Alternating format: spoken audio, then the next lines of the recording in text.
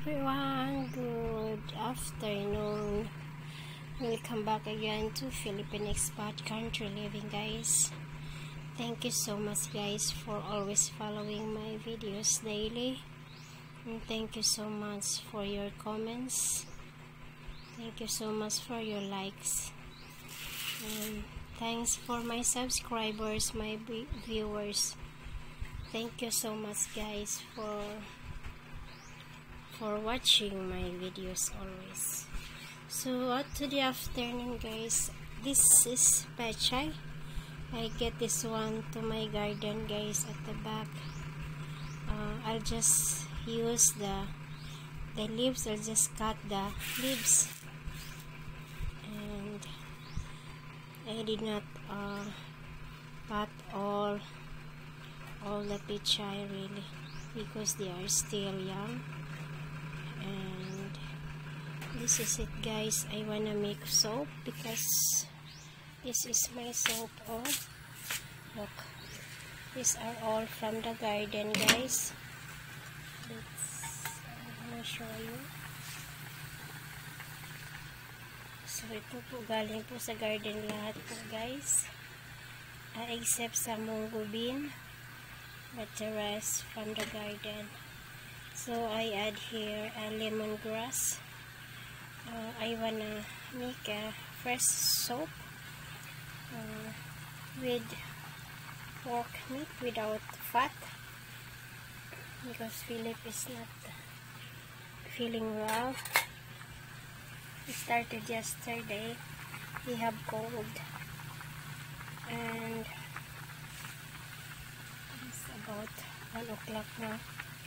We don't have yet lunch, so I'll just wait for the munggo bean.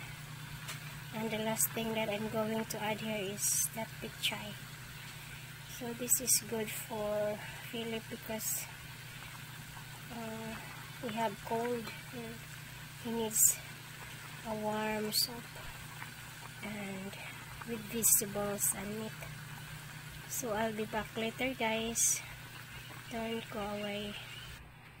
So guys, I wanna go out because I will cut some saluyot, guys, to add to the soap. This is my saluyot po. Yan, saluyot po yan. Sarap po ano, guys, ihalo sa soap ang saluyot, spinach, to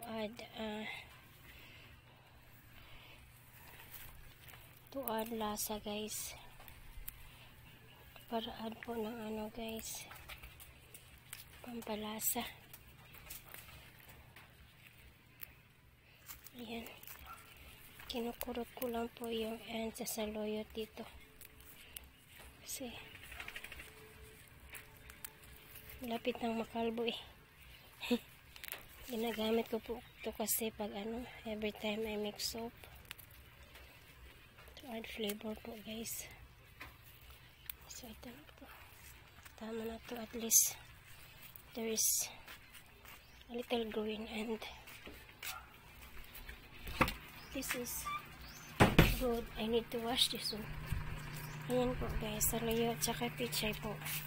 Ilagay na po natin kasi po naluluto na po yung ano, guys, ano tawag dyan, mabilis po maluto, guys, yung ano dito. Ganda kasi ng stove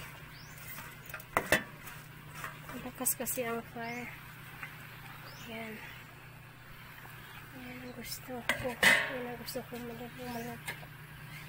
Mix natin to, saka ilip po natin ng 5 minutes at ready na po ito kakainin, guys.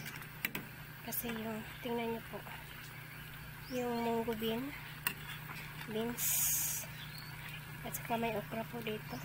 Tilagyan ko po ng ano, kalabasa, squash po. Ayan, naluto na po yan. Hindi ko po nilagyan ng eggplant, guys, kasi may cup si Philip, guys, and the eggplant can irritate, can mix worse to cough.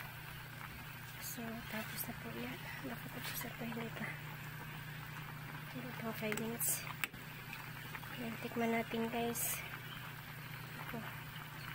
Ang bango talaga guys kasi it's because of the lemongrass and then the saluyot. Tikman ko na guys. Wow. Lami. Tamis. Tamis guys. Lami. It's because all the vegetables that I add here is fresh from the garden. Right. So tama na po yan. Ayaw ko pong malata yung green. Yung mga green guys. Anyway, naluto na po yung yung squash at saka yung mango beans yung importante dito at saka yung meat po naluto na po yan. So I'll get the bowl. So ito na po guys. He don't need rice. I asked him, he said only soup. Wow, ang sarap ng soup guys. Fresh na fresh.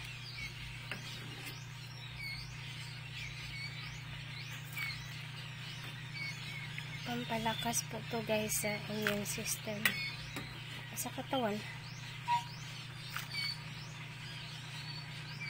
Pampakuan sa singot.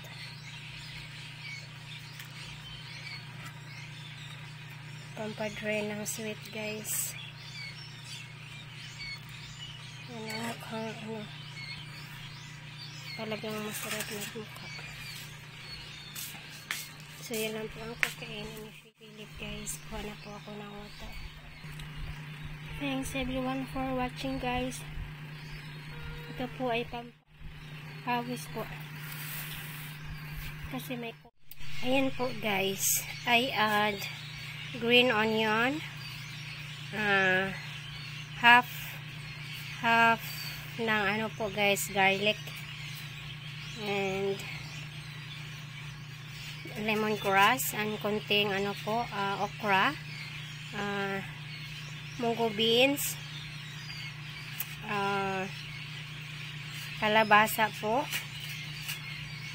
dami, saluyot po at saka yung meat po. Hindi na po ako pechay, last is pechay po. Lahat po is fresh from the garden guys, except the meat and the garlic po. Ang sarap talaga guys. Iba pong lasa sa guys, sa soup. Ang sarap talaga. So pampalabas ng pawis. So Philip is not feeling well. So I make the vegetables like this. Parang lauoy style guys.